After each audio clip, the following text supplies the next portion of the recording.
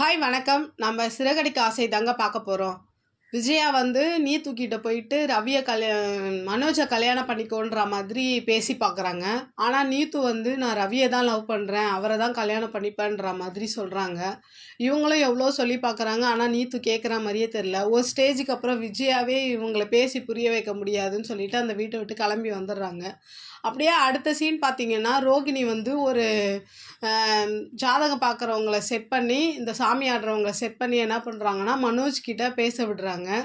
அவங்க போய் அங்கே போய் கைரேகை பார்க்குறேன்ற பேரில் வந்து உங்களுக்கு மறுபடியும் கல்யாணம் நடக்கும். ஆனால் அது வந்து உங்களுக்கு டைவர்ஸ் ஆனால் அதே ஒய்ஃபோட தான் நடக்குன்ற மாதிரி சொல்லவும், மனோஜ் வந்து அந்த இடத்துல ரொம்ப அதிர்ச்சி ஆகிடுறாரு. அதுக்கப்புறம் பார்த்தீங்கன்னா, அவங்க வந்து ரோகிணி கிட்ட வந்து சொல்லிடுவாங்க, அந்த மாதிரி உங்கள் ஹஸ்பண்ட் கிட்ட நீங்கள் சொன்னதை எல்லாத்தையும் நான் சொல்லிட்டேன் அப்படின்ற மாதிரி அவங்க வந்து சொல்லிட்டு போவாங்க. ஆனால் இதுக்கு வந்து மனோஜ் வந்து ஒத்துக்க மாட்டார். அவர் வந்து மேட்ரிமோனியில் வந்து பொண்ணு பார்க்குற மாதிரி அவங்க கொலீக்ஸ் கிட்ட சொல்லிட்டு போயிடுவார், அங்கே பார்த்து கல்யாணம் முடிக்கிற மாதிரி. அப்படியே இந்த பக்கம் பார்த்தீங்கன்னா, மீனா இருக்காங்க இல்லையா, அவங்க பூக்கடை வச்சுருப்பாங்க. அப்போது அவங்களுடைய தம்பி லவ் பண்ணுறார் இல்லையா, ரேகா அவங்க என்ன பண்ணுறாங்கன்னா வந்து ஒரு ஆர்டர் விஷயமா வந்து மீனாவை பார்க்க வராங்க. அந்த இடத்துல பார்த்தீங்கன்னா, சிந்தாமணி வந்து ரேகாவை தடுத்து பேசுகிறாங்க. அவங்க பேசிட்டு வந்துடுவாங்க மீனா கிட்ட ஆர்டர்லாம் கொடுத்துட்டு.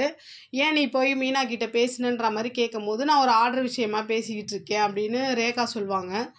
அப்படி அம்மா நானே என்கிட்ட கொடுக்காம நீ எதுக்கு அவகிட்ட போய் கொடுக்குறேன்ற மாதிரி சொன்னதுக்கப்புறம் இவள் வந்து ரொம்ப இன்சல்ட் பண்ணி விடுறா அவங்க அம்மாவை.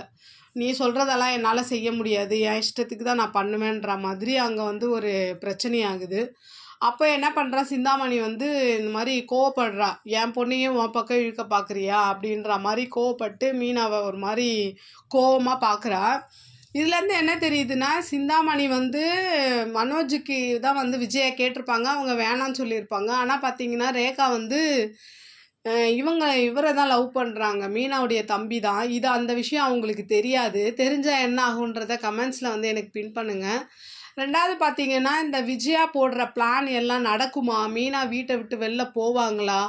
இல்லை இந்த பிளானை கண்டுபிடிச்சி விஜயாவுக்கு தக்க பாடத்தை கற்றுக் கொடுப்பாங்களா? என்னன்றதையும் என்னோடய கமெண்ட் பாக்ஸில் வந்து சொல்லுங்கள். என்னோடய சேனல் பிடிச்சிருந்தா லைக் பண்ணுங்கள், ஷேர் பண்ணுங்கள். என்னோடய சேனலை சப்ஸ்கிரைப் பண்ணி சப்போர்ட் பண்ணுங்கள். நன்றி, வணக்கம், பாய்.